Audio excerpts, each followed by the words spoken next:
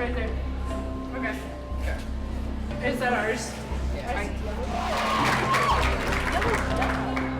Welcome to the Rainbow Rave! I started doing drag in July of 2012, so about a year and a half now. I'm so excited for tonight.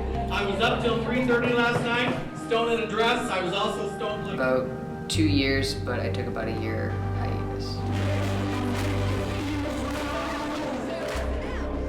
Yeah, I've been doing it for about 3 years.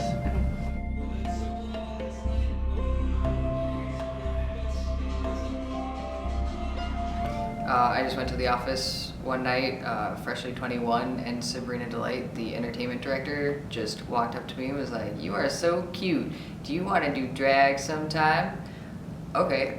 I heard about drag because I would go to the gay bar in Rockford, and I had friends who would go there, and they actually invited me to a drag show in July last year, and I went, and it was a king show, and I had never seen one before. It was actually my first drag show ever.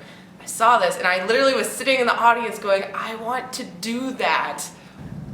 Theater, actually, is what got me interested in drag. I started college as a theater major, and my theater director was actually the boyfriend of my GSA's advisor, and she was talking about doing the vagina monologues and said something along the lines of, "Hey Kaylee, you would look like a really good boy." You know, everyone always wants to be someone else, but it's being someone else of the opposite sex, and it's kind of like playing with the stereotype, like how females, it could be a joke, like how females view males in a funny way, and it's just fun. Does anyone have the time? You do. What time is it? 6:30, exactly. Okay. Are they wanting us ready by a certain time? They're not. The show starts at 7. Yeah. We were sitting in the bathroom doing our facial hair because we didn't have lighting, and you know, even then I had forgotten to cut my facial hair, and Dylan was still helping me. Well, 2-1. Also, he was available as either a blonde or brunette. I know. But I'm not doing this like... I don't have my glasses on, so I gotta get closer. Alright, I'm gonna exit stage, right?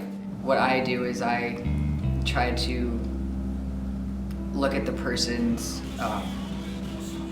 you know, the singer's clothing style, and like I did the Tom Jones, I just dress very 70s-ish. My drag persona is pretty much Dylan the guy. I haven't really created any persona that goes beyond what I'm comfortable with as a male person. So he's pretty much, he likes rock music. He wears a lot of like the same clothes that I wear every day. But the difference is that he's a lot more confident than I am, and I think that that's part of the performance aspect. He is someone who is not shy to talk to ladies, and someone who really is in touch with who he is. And I think that that's a lot of the stuff that I struggle with in my daily life, so it comes through when I do drag. I already bind, so that's always on 24/7, and I already packed, and it's 24/7, so it's pretty easy. It's just facial hair and getting costumes down. Some drag kings don't actually pack. They'll just wear baggy shorts or baggy pants and just think it'll work, which is, I mean, it's okay for some, it's okay for others. Right now, I use a sports cup. I've been one who wanted to buy a realistic feeling attachment, which is usually like a strap-on dildo or something like that. And I wanted one that was realistic because sometimes you actually do have those people who cross that line and grab you. And I want them to, again, not view me as a girl dressed as a guy, but actually view me as a guy.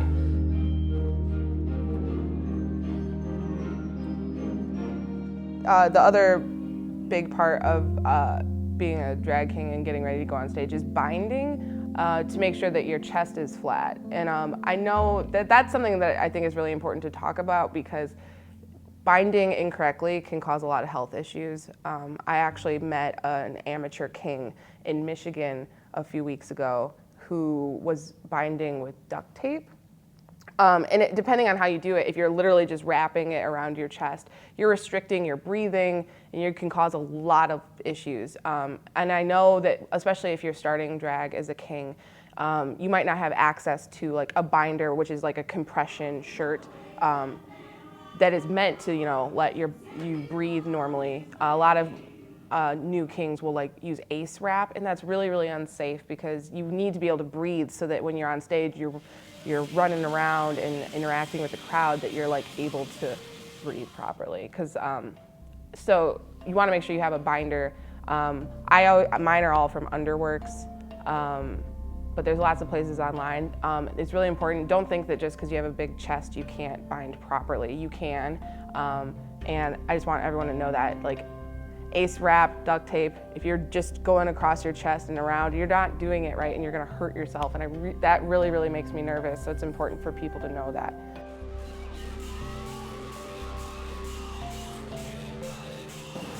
If you say you want to do it, then do it, because we've had people go, oh, I think it'd be really fun. Okay, come up, we'll audition you, we'll take time out of our day to put you in the group and audition you, and then you don't show up until 2 months later or never show up. And it's a very, don't talk to us if you're not serious about doing it and actually want to. Any personality can make it work as long as you like performing. I mean, I've seen a bunch of different personalities, and it's probably better if you get different personalities, because then you get different performances and everything's not the same.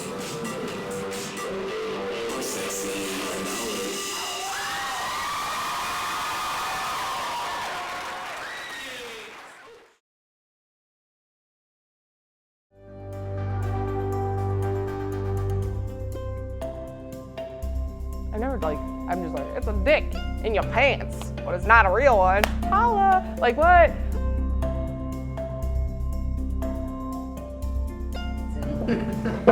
Hee hee hee. Good news is they always do that in the first few seconds. So, yeah. I'm so glad you can cut this stuff out. It's okay. How do you say this?